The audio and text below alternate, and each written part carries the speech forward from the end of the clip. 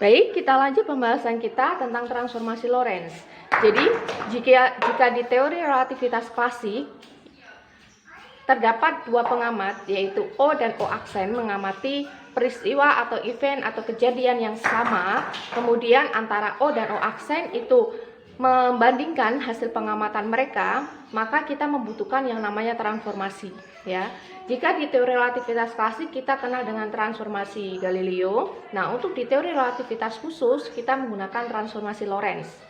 Ingat ya, misalnya ada pengamat O, ya, yang berada di kerangka acuan yang diam. Kemudian ada pengamat O aksen, ya, yang diam di X, Z, Z, X aksen, Y aksen, Z aksen. Ada pengamat O yang diam di dalam kerangka acuan yang diam. Kemudian ada pengamat O aksen yang diam di kerangka acuan yang bergerak dengan kecepatan konstan. Misalnya relatif terhadap arah X, ya, dengan kecepatan konstan U. Nah, O dan O aksen itu mengamati peristiwa yang sama atau event yang sama. Ya, jadi O dan O aksen itu dia mengamati event atau peristiwa atau kejadian yang sama. Nah, mereka melakukan pengukuran, ya, pengukuran misalnya sama-sama mengukur posisi, sama-sama mengukur waktu gitu. Kemudian antara O dan O aksen itu membandingkan hasil pengamatan mereka. Nah, untuk membandingkan hasil pengamatan mereka, untuk memperoleh relasi antara hasil yang diperoleh oleh O dan O aksen, kita membutuhkan yang namanya transformasi Lorentz. Jadi kalau di klasik ada transformasi Galileo, kalau di khusus ada yang namanya transformasi Lorentz. Nah, transformasinya karena benda yang diamati itu bergerak relatif terhadap X, ya. Jadi transformasi Lorentz-nya X aksen itu sama dengan X minus UT per akar 1 min U kuadrat per C kuadrat, ya. Kemudian karena Y aksennya itu sama dengan Y, Z aksennya juga sama dengan Z, kemudian di sini T, ya. Jadi kalau misalnya menurut O ini kan eventnya itu kan berada di X, Z, Z, T, ya. Sedangkan menurut O aksen event ini atau peristiwa ini berada di X aksen, Y aksen, Z aksen, T aksen. Ingat ya konsepnya, kalau di transformasi Galileo atau transformasi klasik itu T dan T aksen itu sama. T sama dengan T aksen, kita setting misalnya sama dengan 0. Tetapi kalau kasusnya itu benda yang kita tinjau itu geraknya itu di atas mendekati kecepatan cahaya, maka kita menggunakan teori relativitas khusus di mana T itu tidak sama dengan T aksen. Jadi di sini ada transformasinya. T aksen itu sama dengan T dikurangi dengan U per C kuadrat X dibagi dengan akar 1 min U kuadrat per C kuadrat. Ini transformasi Lorentz. Jadi X aksen itu sama dengan ini, Y aksen sama dengan Y, Z aksen sama dengan Z, dan T aksen sama dengan T. Kemudian ini transformasi Lorentz untuk posisi, ya. Kemudian transformasi Lorentz untuk kecepatan. Untuk kecepatannya, kalau di klasik itu kan kita tinggal menurunkan terhadap waktu, ya. Itu bisa mudah. Jadi kan X aksen itu kita turunkan terhadap dt. Ya, karena dt itu sama dengan dt aksen itu kita tidak mengalami permasalahan. Tapi kalau semisal kita langsung menggunakan X aksen diturunkan terhadap dt aksen, ya, ini juga diturunkan terhadap waktu. Tapi kan T itu tidak sama dengan T aksen. Ya, jadi di sini nanti untuk kecepatan Px aksen itu sama dengan Vx min U dibagi dengan 1 min Vx U per C kuadrat. Kemudian Y aksen sama dengan Y. Kalau dulu itu kan kalau di klasik itu kan kita turunkan terhadap T, jadi dy aksen per dt aksen itu sama dengan dy per dt karena T-nya sama sama-sama T itu kan berarti kan VY aksen sama dengan VY. Tetapi di sini masalahnya adalah T aksen tidak sama dengan T. Jadi VY aksen itu tidak sama dengan VY. Nah, di sini VY aksen itu sama dengan VY akar 1 min O kuadrat per C kuadrat dibagi dengan 1 min Px U per C kuadrat. Begitu juga dengan Vz. Jadi Vz aksen itu sama dengan Vz dikalikan dengan akar 1 min U kuadrat per C kuadrat dibagi dengan 1 min Px U per C kuadrat. Jadi ini transformasi Lorentz untuk posisi dan transformasi Lorentz untuk kecepatan. Jadi jika kasus kita itu berupa kasus klasik, ya, kasus klasik untuk penambahan kecepatan itu misalnya ada sebuah pesawat bergerak dengan kecepatan 900 meter per sekon. Kemudian dia menembakkan misil dengan kecepatan misilnya itu 250 meter per sekon relatif terhadap pesawat.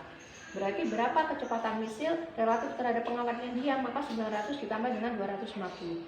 Itu berlaku untuk kecepatan rendah.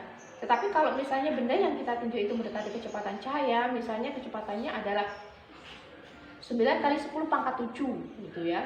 Itu kan mendekati kecepatan cahaya. Kita sudah tidak bisa menggunakan penambahan semacam ini. Nah, untuk transformasinya itu kita menggunakan seperti ini. Px sama dengan sekian, Vy aksen sama dengan sekian, Vz aksen itu sama dengan sekian. Jadi untuk memperoleh misalnya ya, jadi kalau yang misalnya kita mau nyari ya Vy aksen.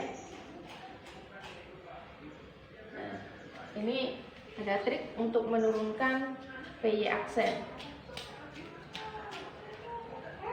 Jadi Vy aksen, Y aksen itu sama dengan Y. Kalau misalnya keduanya kita turunkan terhadap T, ya.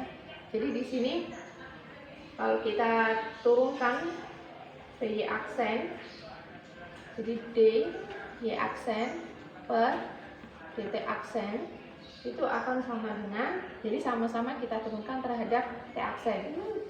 D Y per dt aksen. Jadi untuk menurunkan proses ini juga sama ya. Untuk mendapatkan Vx aksen, Vy aksen, Vz aksen, maka ini kedua ruas kita turunkan terhadap T aksen. Ya, kedua ruas kita turunkan terhadap T aksen. Misalnya kita mau nyari Vy aksen. Oke ya. Berawal dari Y aksen sama dengan Y. Nah, ini kedua ruas kita turunkan terhadap T aksen. Nah, di sini dy aksen per dt aksen itu kita punya Vy aksen. Kemudian dy per dt aksen. T-nya sendiri adalah T aksen sama dengan T minus U per C kuadrat X dibagi dengan 1 min U kuadrat per C kuadrat. Berarti dt aksennya itu sama dengan dt aksen. Ini kalau kita turunkan ya, itu berarti di sini adalah dt minus U per C kuadrat dx dibagi dengan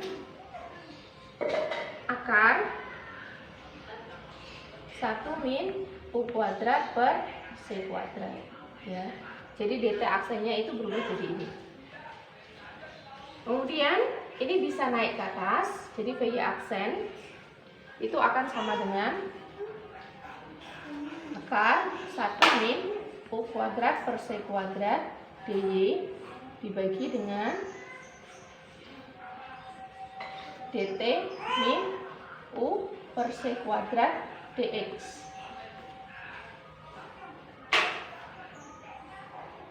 Kemudian ini kita bagi dengan T ya.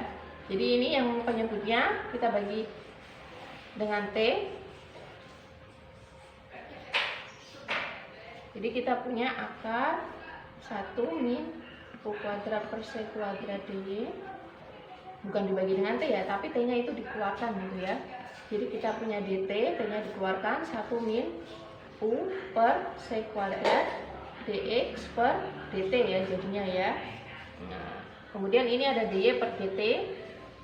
Jadi di sini 1 min U per C kuadrat ini bisa kita tuliskan sebagai dy per dt dibagi dengan 1 min U per C kuadrat dx per dt adalah Vx. Jadi ini bisa kita tuliskan dy per dt itu kan Vy. Jadi Vy aksen itu sama dengan Vy akar 1 min U per C kuadrat per 1 min U Vx per C kuadrat.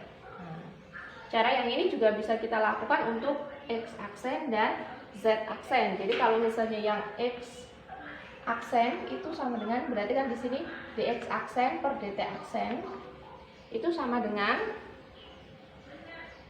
d per dt aksen terhadap x min ut per akar 1 min U kuadrat per C kuadrat. Nah ini nanti kalau semisal diturunkan nanti kita dapatkan yang seperti ini ya. Jadi kita dapatkan Vx aksen itu sama dengan Vx min U dibagi dengan 1 min Vx U per C kuadrat ya. Ini transformasi Lorentz. Jadi transformasi Lorentz untuk posisi dan transformasi Lorentz untuk kecepatan. Nah di sini uniknya tidak ada transformasi Lorentz untuk percepatan. Untuk A itu tidak ada. Jadi yang ada adalah posisi dan kecepatan.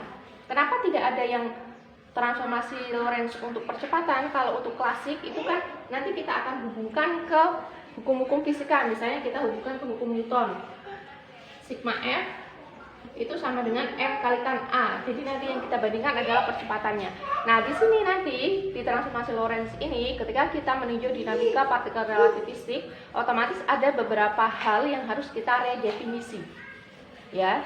Jadi kita menuliskan alih-alih kita menuliskan hukum Newton dalam bentuk F sama dengan M kalikan A, nanti kita akan menuliskan hukum Newton itu sebagai sigma F sama dengan dP per dt. Ya. Jadi P di sini kan hanya mengandung kecepatan.